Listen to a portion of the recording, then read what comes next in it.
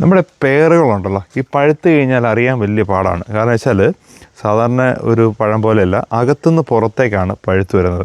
ഇപ്പോൾ നമ്മൾ മാങ്ങാപ്പഴമൊക്കെ പുറത്തുനിന്ന് ഞെക്കി നോക്കി അറിയാം ഇത് പഴുത്തോ ഇല്ലെന്ന്. ഇതങ്ങനെയല്ല, ഇത് അകത്തുനിന്ന് ഇങ്ങനെ പഴുത്ത് ഇങ്ങനെ വരുവാണ്. അപ്പോൾ നമ്മൾ പുറത്ത് പഴുത്തോ എന്നറിയുന്ന പരുവായി കഴിയുമ്പോഴത്തേനും അളിഞ്ഞു പോയിട്ടുണ്ടാവും. അപ്പോൾ അതുകൊണ്ട് പേർ പറിക്കുന്നത് എങ്ങനെയാണെന്ന് കാണിച്ചു തരാം. ഇത് നമ്മൾ ഈ പേർ ഇങ്ങനെ ഇതിന് മുകളിലേക്ക് ഇങ്ങനെ കൈ വെക്കുക, എന്നിട്ടിങ്ങനെ ജസ്റ്റ് ഇങ്ങനെ ലിഫ്റ്റ് ചെയ്യുക.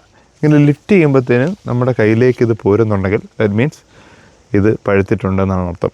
ഇത് നമ്മൾ പതുക്കെ ഇങ്ങനെ വിരൽ വെച്ച് ഇങ്ങനെ പൊക്കി ഇങ്ങനെ ലിഫ്റ്റ് ചെയ്ത് കഴിയുമ്പം അത് പോരണം. ഇപ്പോൾ നമ്മളിതിങ്ങനെ പോരുന്നില്ല എന്നുണ്ടെങ്കിൽ, ഇങ്ങനെ പൊക്കി കഴിയുമ്പോഴത്തേനും ഇത് പോരുന്നില്ല എന്നുണ്ടെങ്കിൽ ദാറ്റ് മീൻസ് ഇത് പഴുത്തിട്ടില്ല. സാധാരണഗതിയിൽ ഇങ്ങനെയാണ് പേർ ഹാർവെസ്റ്റ്. എന്നിട്ട് നമ്മൾ ഒരു വിൻഡോ സില്ലൊക്കെ വെച്ച് പഴുപ്പിക്കുകയാണ് ചെയ്യുന്നത്. കാരണം നമ്മൾ മരത്തിലിരുന്ന് പേർ പഴുക്കാനായിട്ട് സമ്മതിക്കരുത്. അങ്ങനെ സംഭവിച്ചു കഴിഞ്ഞാൽ നമുക്ക് എപ്പോഴും പേർ അളിഞ്ഞേ കിട്ടുള്ളൂ. നമുക്ക് നല്ല രീതിയിൽ ക്രിസ്പി ആയിട്ടുള്ള പേർ കിട്ടത്തില്ല.